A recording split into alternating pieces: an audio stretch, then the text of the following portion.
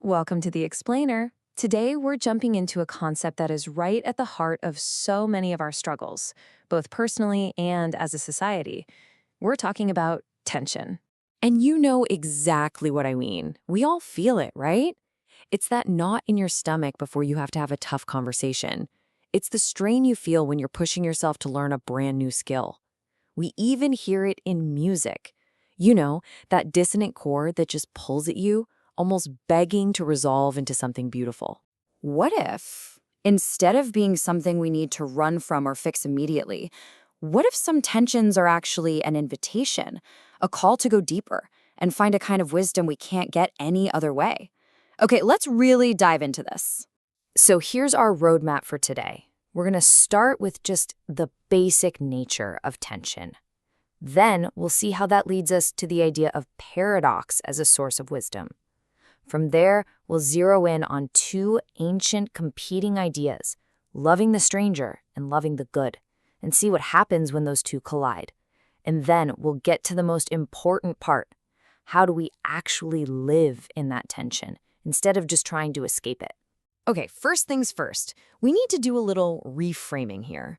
Let's stop thinking of tension as just a problem we have to solve.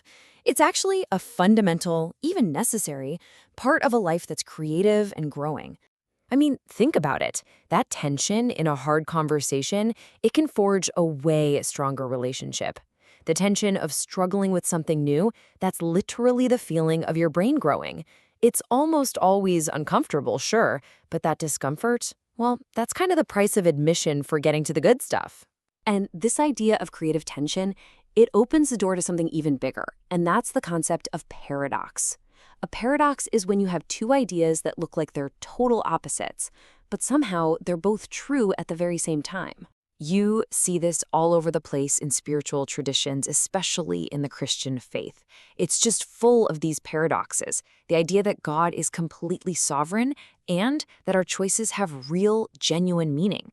That he is a God of perfect justice and a God of infinite mercy. You know, the temptation is always to just pick a side, to make it simple. But whenever we do that, we end up with a much shallower, kind of distorted version of the truth.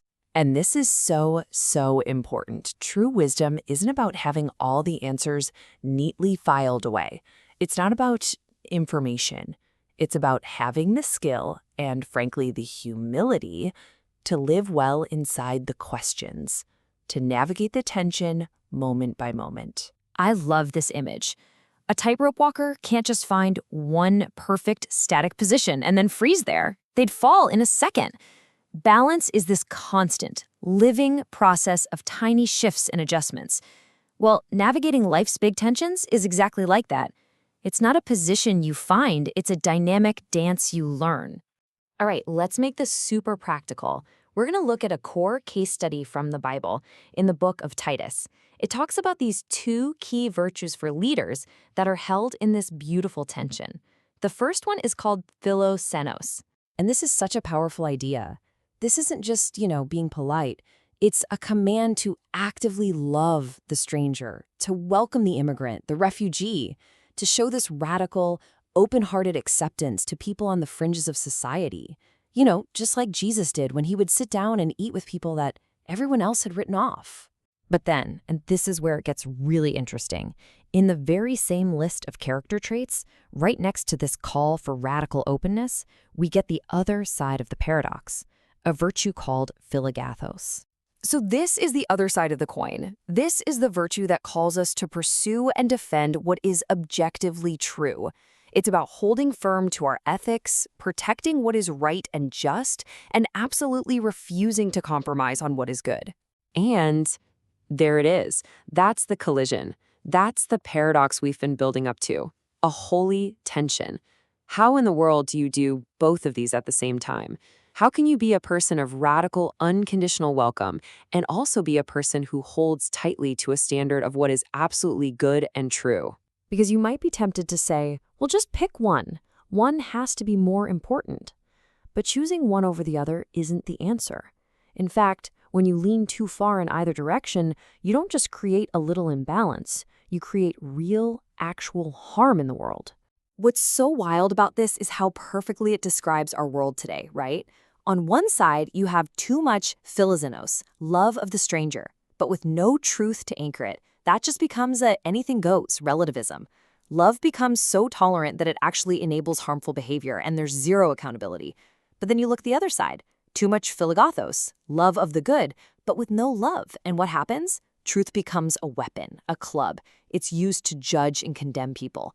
It leads to hating the sinner, not just the sin, and it shatters relationships and communities. So, if picking a side is a disaster, what's the path forward? The goal, it turns out, isn't to solve the paradox. The goal is to learn how to live inside of it with wisdom. This quote, it just nails it. The foundation has to be love. It has to be relationship and acceptance.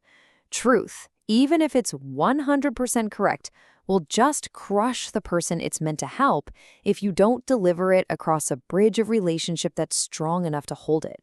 You have to earn the right to speak that kind of truth into someone's life. Hey, remember our tightrope walker? Well, this is like the high-tech version of that. To the naked eye, this athlete looks rock solid, perfectly still. But the monitor shows the hidden reality. Thousands of tiny, constant micro-adjustments happening every second just to stay balanced. Wisdom is exactly like that. It's not some static position we finally arrive at. It's a dynamic, active, constant process of making these small, humble adjustments over and over again. So, this is the work. This is what it actually looks like on the ground. It starts with humility, just admitting, hey, I don't have all the answers, my view is limited. Then it demands dependence. It means we have to constantly check in and ask for guidance for the person and situation right in front of us, not just apply some rigid rule from a manual.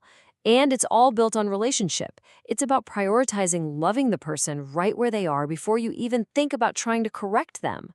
So, as we wrap this up, I just want to leave you with this question.